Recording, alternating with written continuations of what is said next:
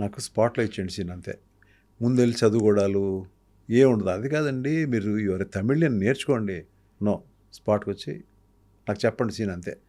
ఆ ప్రశ్న అడగను, ఏం అడగను, ఎక్కడ డ్యాన్స్ చేయమంటే చేస్తాను. 75 రోజులు వర్షం అండి.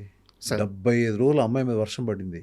బా అప్పుడు వర్షానికి వంశీ పైడిపల్లి నా దగ్గర ఆ సినిమాకి పనిచేశాడు. దానికి పనిచేస్తే అసోసియేట్ డైరెక్టర్గా పనిచేస్తే తను మొత్తం రెయిన్కి అంతా ఇచ్చారు సరే.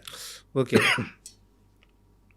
అప్పుడు అమ్మాయి కొంచెం పక్కనేయండి అని అతను చెప్పేది నడిచివ్వండి గట్టిగా ఇక్కడి నుంచి.